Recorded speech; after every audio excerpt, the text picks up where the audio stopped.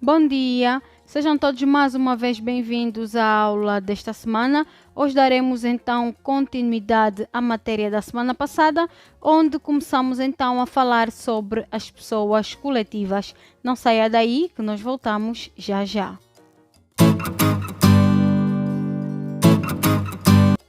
Já estamos de volta e vamos então dar continuidade à aula passada.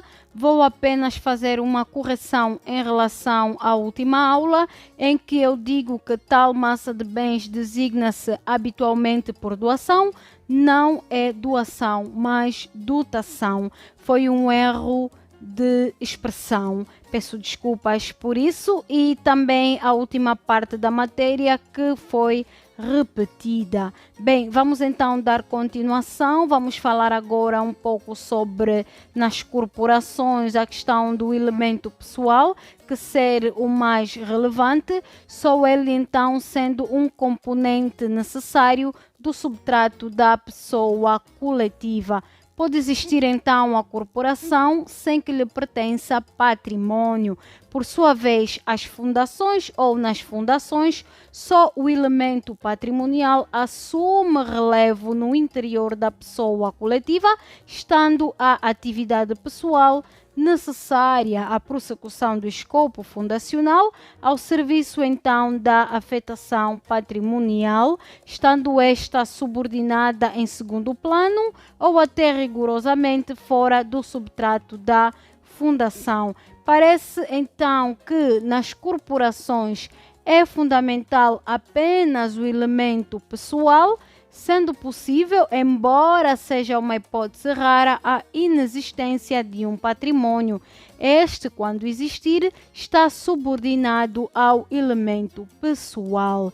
E nas fundações é fundamental o elemento patrimonial, sendo a atividade pessoal dos administradores subordinada então à afetação do mesmo patrimônio feita pelo fundador e, estando ao serviço dela, beneficiários e fundadores estão relativamente ou respectivamente além e aquém da fundação. Vamos falar então um pouco sobre o elemento teológico. A pessoa coletiva deve prosseguir a uma certa finalidade, justamente a fim ou causa determinante da formação da coletividade social ou da dotação fundacional. Torna-se necessário então que o escopo visado pela pessoa coletiva satisfaça a certos requisitos. Primeiro, deve-se revestir os requisitos gerais do objetivo de qualquer negócio jurídico, mencionado no artigo 280 do Código Civil, ou à ordem pública, nem ofensivo aos bons costumes, ainda no mesmo artigo. Segundo, deve ser comum ou coletivo. Manifesta-se então a sua exigência quanto às sociedades. Quanto às associações que não tenham por fim o lucro econômico dos associados, não há preceito expresso formulando a sua exigência, mas esta deriva da razão de ser do Instituto da Personalidade Coletiva. Quanto às fundações, a exigência deste requisito não oferece dúvidas, estando excluída a admissibilidade de uma fundação dirigida então a um fim privado do fundador ou da sua família, com efeito dos artigos 157 e 188, número 1 do Código Civil, resulta a necessidade de o escopo fundacional de ser de interesse social. Número 3, põe-se por vezes o problema de saber se o escopo das pessoas coletivas deve ser então duradouro ou permanente. Não é legítima a exigência deste requisito em termos da sua falta impedir forçosamente a constituição de uma pessoa coletiva. Temos também o elemento intencional. Trata-se do intento de constituir uma nova pessoa jurídica distinta dos associados, do fundador ou dos beneficiários. A existência deste elemento radica na circunstância de a constituição de uma pessoa coletiva ter na origem um negócio jurídico.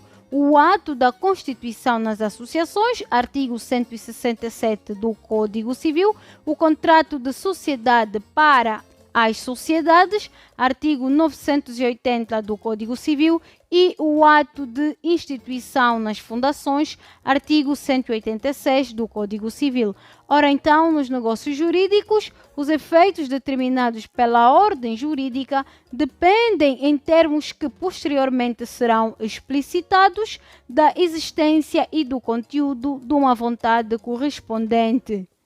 Falta também o elemento intencional nas fundações de facto e nas fundações fiduciárias. Estamos perante a primeira figura ou fundações de facto, quando um indivíduo pretende criar ou manter uma obra de utilidade pública, financiando-a com uma certa parte do seu patrimônio, mas sem contrair um vínculo jurídico correspondente, podendo em qualquer momento pôr termo à efetivação desses bens àquele fim. Estamos perante então a segunda figura, fundação fiduciária, quando se dispõe a favor de uma certa pessoa coletiva já existente para que ela prossiga um certo fim de utilidade pública compatível com o seu próprio escopo. São uma manifestação típica de liberdades com cláusula modal. O elemento organizatório, aqui a pessoa coletiva é igualmente por uma organização,